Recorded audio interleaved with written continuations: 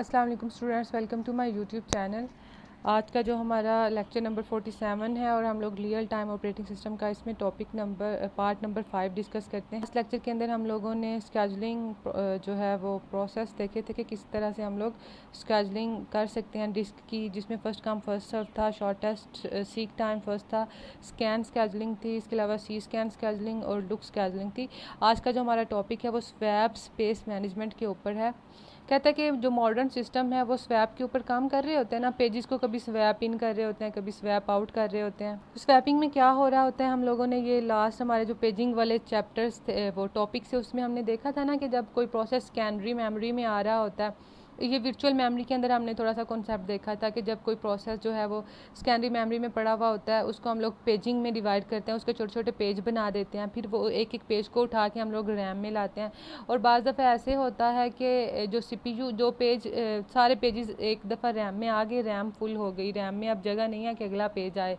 तो क्या होता है कि जो सीपीयू है वो रिक्वेस्ट भेज रहा होता है कि मुझे फ़लाँ पेज चाहिए, तब मैंने बाकी प्रोसेस को एग्जीक्यूट कराना है, वो पेज ज़रूरी है एग्जीक्यूट कराने के लिए इन प्रोसेस को। तो हम क्या करते हैं कि हम लोग कोई एक पेज जो कि फ्री हो चुका है वो हम रैम में से सेकेंडरी मेमोरी में भेज देते हैं। इस प्रोसेस को हम लोग स्वैप आउट कह रहे हैं। और जब हम लोग सेकेंडरी मेमोरी से रैम के अंदर कोई पेज ला रहे होते हैं, इसको हम लोग स्वैप इन करना कहते हैं। तो वर्चुअल मेमोरी के अंदर ये स्वैपिंग का प्रोसेस जो है वो चल रहा होता है। अब हम देख लेते हैं कि हमको किस तरह से अपने टास्क को स्वैपिंग के ज़रिए मैनेज कर सकते हैं। स्वैप को मैनेज करने के कौन से मेथड है, इसमें दो हैं इसके, एक हमारे पास स्वैप स्पेस यूज़ है और एक हमारे पास स्वैप स्पेस लोकेशन है। तो स्वैप स्पेस यूज़ में क्या होता है, इसमें स्वैप स्पेस की जितनी अमाउंट हमें चाहिए होती है, जितनी स्पेस हमें चाहिए होती है स्वैपिंग करने के लिए, उसको हम लोग स्वैप स्पेस कह रहे होते हैं। और ये ऑपरेटिंग सिस्टम के ऊपर ही बेस कर रही होती है कि किस तरह से हम लोग अपने प्रोसेस को स्वैपिंग के थ्रू गुजारेंगे, हमें कितनी स्पेस चाहिए होगी। कुछ प्रोसेसेस को रैम के जितनी ही स्वैपिंग स्पेस चाहिए हुए होती है, कुछ को इससे भी ज़्यादा और कुछ को तकरीबन वर्चुअल मेमोरी के इक्वल चाहिए भी होती है स्वैपिंग को एग्जीक्यूट कराने के लिए, स्वैपिंग प्रोसेस को मैनेज करने के लिए। और कुछ सिस्टम्स के अंदर बिल्कुल थोड़ी भी चाहिए होती है, रैम से भी थोड़ी चाहिए होती है। और कुछ सिस्टम जो है वो मल्टीपल स्वैपिंग को एग्जीक्यूट करा रहे होते हैं सेपरेट डिस्क के ऊपर अपनी स्पीड के हिसाब से, वर्चुअल सिस्टम की मैनेजमेंट के हिसाब से। तो स्वैपिंग स्पेस यूज़ में क्या था कि हमने जब स्वैपिंग करानी होती है तो उसके लिए थोड़ी जगह रिक्वायर होगी। वो जगह कितनी होनी चाहिए ऑपरेटिंग सिस्टम ही हमें बता सकता है, या तो वो रैम के इक्वल होनी चाहिए या रैम से भी ज़्यादा होनी चाहिए। बाज़ सिस्टम जो है वो मल्टीपल, उनमें रैम लगी हुई होती है ना, ज़्यादा रैम लगी हुई होती है, वो मल्टी प्रोसेसर होते हैं, तो उनमें उसी हिसाब से होती है। और कईयों में बहुत थोड़ी चाहिए हुई होती है स्पेस इनको एग्जीक्यूट करवाने के लिए।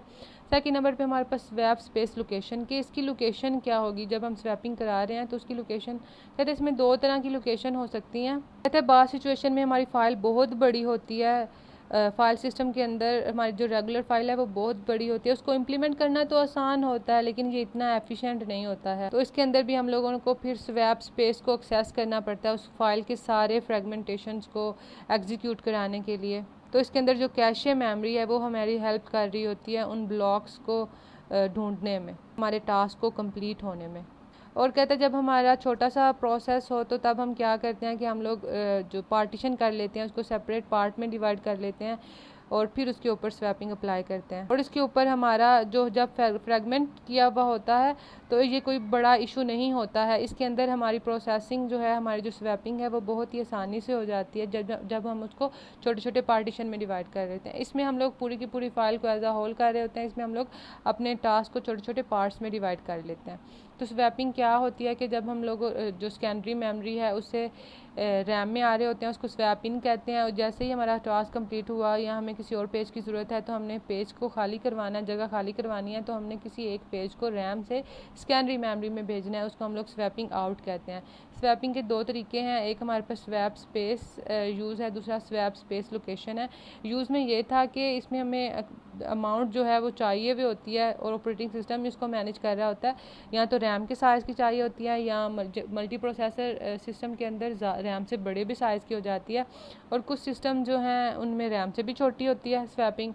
और सेकंड नंबर पे इसकी लोकेशन क्या है कि बाज़ दफ़ा हमारी फ़ाइल बहुत लंबी होती है, उसको हम एग्जीक्यूट करा सकते हैं वर्चुअल मेमोरी हमें ब्लॉक्स ला के देती है इसके, और लेकिन इसमें ये इतनी एफिशिएंट नहीं होती है। जो हमारे पास सेकंड इसमें पॉइंट है ये है कि हम लोग अपने छोटे छोटे रॉ पार्टीशन में डिवाइड करते हैं, छोटे छोटे पार्टीशन बना लेते हैं स्वैपिंग के, फिर उन फ्रेगमेंट्स को मैनेज करना थोड़ा आसान होता है। बस आज का लेक्चर इतना है। इंशाल्लाह हम लोग नेक्स्ट मिलते हैं अब नेक्स्ट टॉपिक के साथ। इसके बस 2 टॉपिक रह गए हैं। इस जो हमने मेन टॉपिक स्टार्ट किया हुआ रियल टाइम ऑपरेटिंग सिस्टम, इसके बस 2 पार्ट रह गए हैं। इंशाल्लाह हमारा ये कवर अप हो जाएगा। फिर भी कोई क्वेश्चन है आपका, आप विदाउट एनी हेजिटेशन पूछ सकते हैं। बाकी दुआ में याद रखें। अल्लाह हाफ़िज़।